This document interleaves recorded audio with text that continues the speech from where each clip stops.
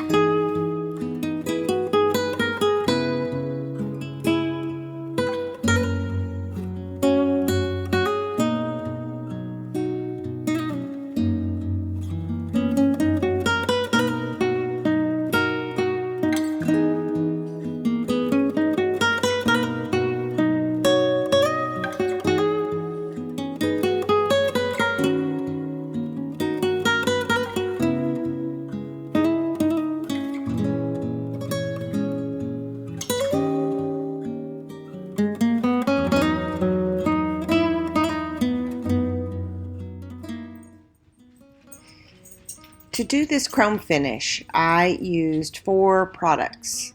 First, you need a glass finish gel, UV nail gel. I also used a finish coat product that is additionally UV. It's like a top coat. You need some chrome pigments that are for nails, and you need a UV light. I'm going to be using 2 different chrome pigments on these little tin soldiers. When I did the Nutcracker, there were actually 3, but the way I do it is I work one color at a time. The little wand brush there is too big for these tiny ornaments, so I end up using a paintbrush, and the first thing to do is to brush on the gel where you want to put your first color. So in this case, I'm starting with the pants. They're going to be a chrome blue. You very carefully brush that on, and then you use your UV light 60 seconds. Of course, this is a 3D object, so I have to do 60 seconds on the front, 60 seconds on the back. And then we're ready to just rub on the chrome powder.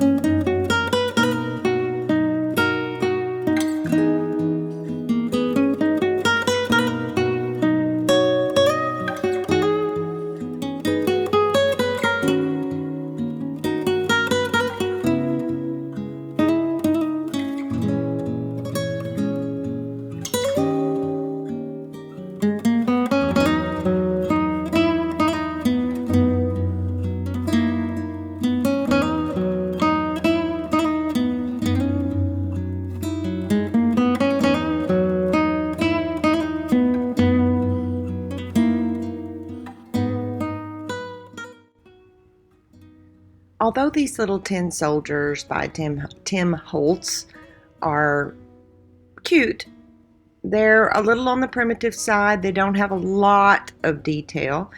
So I wanted to add something to the hats and also to the shoulders. To me, every tin soldier you ever see has some kind of adornment on the hat. So I'm using Hardy Soft Clay in this little mold that I will be adding to each hat. To me, you never really see tin soldiers without some gold adornment, epaulets on the shoulders. So I'm going to fashion some also out of Hardy clay.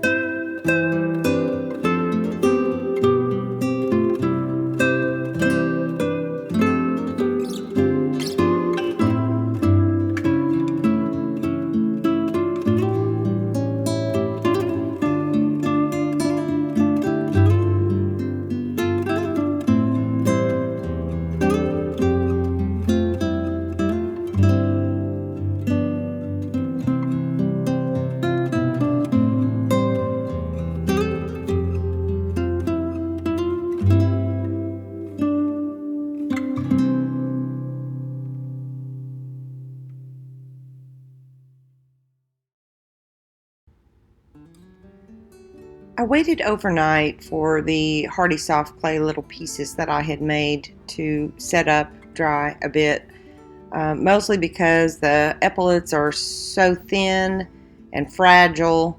I knew I was going to need to trim on them a little bit, so that's why I waited overnight. The next thing is decorating them. What should I use? Well, there is a gold in the chrome pigment powders, but it's not extremely bright, and I wanted something very vivid, very bright, very metallic looking. So my go-to is, again, what I used on the little bells. If you watch the foliage making the greenery, realistic greenery, the bells on the door, I used Tim Holtz Distress Foundry Wax. And I knew it worked on clay, but what I wasn't sure about was whether or not, because you have to use a heat gun to make it the metallic part, whether or not the heat on the heat gun would affect that UV gel finish coat. And the reason that's important is because there are 8 buttons on the front of the tin soldier's jacket, and those needed to be the same gold. So I did a little test of that there on my little parchment paper. It seemed to work fine. So that is how I'm going to proceed with finishing the clay and then gluing it on. And after that, these little tin soldiers guys are ready to stand at attention.